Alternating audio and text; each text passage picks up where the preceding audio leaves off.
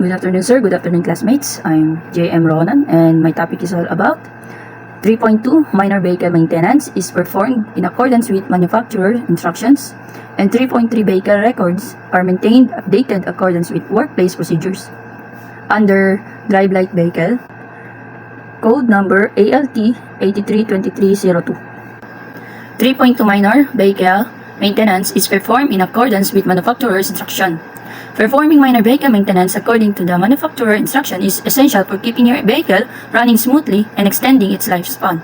Minor maintenance tasks typically include regular checks and simple procedures that can be done without specialized tools or expertise.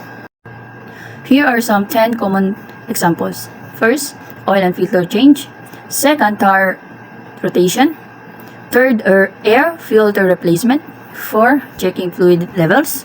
5th, inspecting belts and hoses. 6, battery maintenance. 7, brake inspection. 8, light bulb replacement. 9, wiper blade replacement. And last is checking tire pressure. First, oil and filter change. Regularly changing the engine oil and oil filter helps keep the engine lubricated and clean, reducing wear and tear. Follow the manufacturer's recommended intervals for oil changes based on mileage or time. Dito, kailangan natin mag-change oil. Depende sa takbo natin kapag nalampas na natin yung 1.5 kilometer, yung ganon. Tapos, next, another kilometers na naman para mag-change oil. Para yung takbo natin smooth lang, ganon. Para maganda yung malinis yung engine natin. Tire rotation. Rotating tires helps ensure even wear and extends tire life. Follow the recommended rotation pattern specified by the manufacturers to promote uniform tire wear. Dito, it means may recommended rotation pattern. Means, kung makikita niyo sa picture, kapag pa-rear ka, yung gulong mo is pabante. Yung ikot niya, pa ganun, pabante. Pray kayo pa atras. Tapos kung yung front naman, kung paharap naman, ang rotate ng gulong mo is pabak, patalikod. Yun. Next is air filter replacement. The engine air filter prevents dirt and debris from entering the engine. Replace it according to the manufacturer's recommended intervals to maintain engine performance and fuel efficiency. Kung makikita niyo sa sample pictures, yung filter kapag madumi na masyado, yung filter na pwede pang linisin, madadala sa linisan na lang. Pero kapag yung filter na may something na parang crack na siya, palitan na yun, need na yun i-replace para yung performance ng engine natin maganda yung maganda yung performance, yung pagtakbo, ganyan. Hindi siya mapasukan agad ng dumi. Ganun. Fourth is checking fluid levels. Regularly check the levels of essential fluids such as engine oil, coolant, transmission fluid, brake fluid, and power steering fluid. Topping up or replacing fluids are needed helps ensure proper vehicle operation. At you can see sa picture, yung kapag black na yung color niya, tapos low level na, kailangan mo na palitan ng oil, kailangan mo na mag-change oil. Tapos kapag in good condition naman yung oil, light orange siya, tapos ma-reach niya yung pool, yun ang good condition. Pero kapag low naman siya, kapag napunta yung pag-check niya ng fluid, nasa low siya, tignan niyo yung tignan niyo kung may leaking ba or something na nangyari na basag yung nuts ba dun sa baba, ganun, may leaking na, yun. Tapos kung cold naman yung para siyang brown na, kailangan niyo siyang tignan, kailangan niyo na siyang dalhin ipa-check up, ganun. Tapos kapag hot siya, iba yung kulay niya rin. Yun. Fifth, inspecting belts and hoses. Check the condition of belts and hoses for signs of wear, cracks, or leaks. Ito, we need to replace any worn or damaged belt and hoses to prevent potential breakdowns. Kasi kapag hindi natin to palitan, may tendency na mapuputol, tapos pag putol niya, para man siyang rubber na pwedeng pag putol niya, may matamaan siyang ibang parts sa loob ng sasakyan na it may cause damage din. So, kailangan need natin siya i-check palagi kung okay pa ba yung belt niya or yung hoses niya na pwedeng kapitan, gano'n. Kung hindi na, kung may cracks na, palitan na para iwas discrash. 6 is battery maintenance. Inspect the battery terminals for corrosion and ensure they are surely connected. Dito sa battery maintenance, i-clean natin yung terminals if necessary and check the battery's overall condition. Replace the battery if it shows sign of deterioration. Bago natin palitan ng battery, i-check muna natin kung ang battery ay may or madumi. Check natin kung ang battery ay madumi, yung bulb niya o yung may negative positive connection, kung nalinisan at still walang energy supply, pwede i-test gamit yung multitester.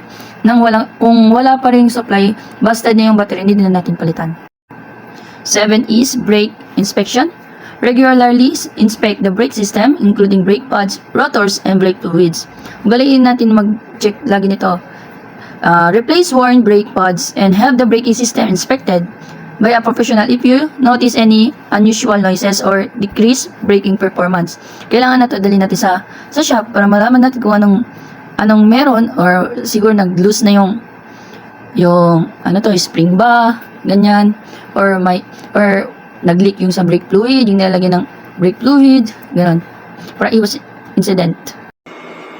Light bulb replacement. Check on exterior and interior lights including headlights, taillights, brake lights, turn signals, and dashboard lights. Kung makikita nyo, there are different kinds of lights. Replace any burned out bulbs to ensure visibility and safety. Halogen, yung halogen kasi sa normal lights natin is 100 meters lang, 100 meters. Pag ginamit mo siya sa madilim, normal lang siya, yung parang katulad sa mga sasakyan natin, normal lang yung sa mga sedan. Pero kapag ginamitan mo ng LED lights is nasa 300, abot niya 300 meters, sa madilim, maliwanag na yun. Pero kapag ang laser naman ang gagamitin mo, 600 meters yung kalayo na ma-occupy niyang light, sobrang maliwanag yun. So, parang mas maganda gamitin natin, kung mag-replace tayo ng bulb, mas maganda yung gamitin natin is LED bulb, 300 meters. Yun, kasi kapag yung laser na kasi, tapos may nakasalubong tayo, tapos gagamitin natin yun, lalo na kasi madilim, masakit din sa mata kapag nag-reflect din sa another driver. So, it may cause accident, ganun. So, kung magpalit tayo ng light bulb, mas gusto ko pa yung LED na 300 meters far yung pwede niya makutpay. 9 is wiper blade replacement. Inspect the condition of windshield wiper blades regularly and replace them if they are worn or cracked. Properly functioning wiper blades are essential for maintaining visibility during inclement weather. Ito, kailangan natin ng wiper blade. Kasi kapag wala tong wiper blade sa car natin tapos umulan, there's a tendency na hindi natin makikita yung daan. Tapos magpapag yan sa loob. Lalo na kapag umulan, magpapag yan sa loob, hindi natin makikita kasi wala tayong wiper. So, kailangan natin kailangan natin ipaayos yan. Kapag sira yung wiper nyo, kailangan na natin dalhin sa kasa para mapaayos, mapalagyan. Last is checking tire pressure. Monitor tire pressure regularly using a tire pressure gauge and inflate tires to the recommended pressure specified by the manufacturer. Proper tire inflation promotes safe handling, fuel efficiency, and tire longevity. Ito, we need to check the instruction kung ilang hangin range yung kailangan ilalagay sa tire natin. Sa front is 32 and sa back naman is 33. Depende sa range ng hangin. Kung check muna natin ang tire pressure with your gauge, repeat every month, pero depende pa rin kung nababawasan yung range ng hangin, saka natin lagyan. Mas maganda i-check muna natin yung hangin kung nabawas, saka lagyan ng appropriate na hangin na kailangan. Yan. Kasi kapag nasobrahan naman, may tendency sasabog yung gulong, it may cause accident. Tapos kung low naman yung hangin, mabigat siya dalhin, tapos kalas din sa gasolina. Yun. Next is 3.3 vehicle records are maintained, updated accordance with workplace procedures. Maintaining and updating vehicle records is accordance with workplace procedures involves several key steps to ensure accuracy, compliance, and efficiency. Steps to maintain and update vehicle records. First, documentation and data entry. Second, regular updates. Third, compliance and regulatory updates. Fourth, tracking and monitoring. Fifth, data management and security. Sixth, periodic audits and reviews. And last is training and awareness. First, documentation and data entry. Acquisition records. Acquisition records document all details when a new vehicle is acquired, including purchase date, vehicle identification number, model or year ng registration details. Lahat yun dapat nakadocument. Next is operational logs. Keep logs of vehicle usage, including mileage, fuel consumption, maintenance, and repairs. Second, regular updates. Mileage and usage logs. Updates mileage logs regularly, either manually or through automated system. Fuel records enter fuel purchase receipt and track fuel consumption for each vehicle. And maintenance and repair record or maintenance activities including routine, servicing, repair, and parts of replacement. Kailangan natin to siya regular updates for our safety. Compliance and regulatory updates. Registration and insurance. Ensure vehicle registration and insurance documents are current, update records with renewal dates and any changes in insurance policies. Next is inspection records. Inspection logs, inspection dates and results, including emission tests and safety inspections as required by law. Yung katulad na ginagawa natin kapag expired na yung motor or service natin, pinaparegister niya natin uli para malaman kung yung pa-emission ba, para update din sila kung ano na yung record ng ano natin, kung safe pa ba to o baka ginamit na natin saan, ang ganun. Tracking and monitoring. GPS and telematics. Utilize GPS tracking and telematics system to monitor vehicle locations, driver behavior, and performance metrics. Kailangan natin ito ng GPS tracking lalo na kapag, example, ninakaw yung sasakyan, para malaman natin saan yung location ng sasakyan, meron din, example, kapag nakadisgrasya tayo, tapos nalaman yung, hindi man lang makita yung plate number sa likod, yan. So, may GPS na matatrack kung saan nakatago, saan nakalocate yung service natin. Alerts and notifications. Set up system to alert for schedule maintenance, registration, renewals, and other critical updates. Kailangan natin to ng GPS, telematics, at saka alert and notification. Ito yung ginagamit, ito na yung sabi ko kanina, para malaman natin kung yung sa GPS, malaman natin yung location, kunyari kung yung kaibigan natin na nangangailangan ng tulong, tapos hindi natin siya makontak through her number. Para malaman kagad natin yung location niya, gagamitan na natin ng GPS para ma-locate lang yung driver, yung kung may critical ba updates o what's on. Fifth is data management and security. Digital records. Use digital databases or fleet management software to store and manage vehicle records securely. Access control. Ensure that only authorized personnel have access to vehicle records and data.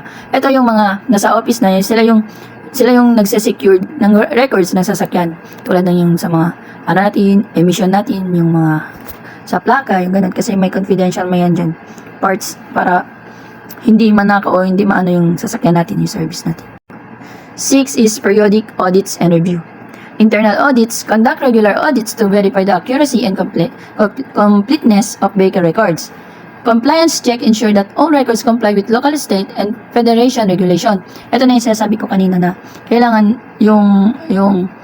lalo yan kapag pa-emission tayo, lahat update, tapos naka-record lahat.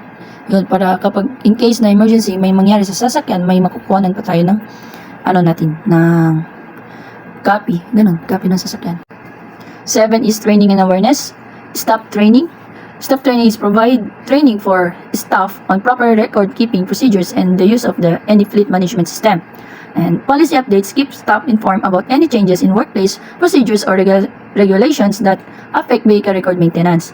Ito na rin yung para sa awareness natin, training awareness. Kailangan din natin train na ano yung pwedeng gawin natin kapag nasa workplace tayo, lalo na kapag may mga vehicle tayo na inaayos, ganyan. Siyempre, kasi hindi pa rin natin maiwasan yung mga tragic na mangyayari. Ganyan. Overall of my report, by adhering to these workplace procedures, organization can ensure that their vehicle records are accurate, up-to-date, and compliant with all necessary regulations, ultimately contributing to better fleet management and operational efficiency. That's all, sir, my report, and thank you.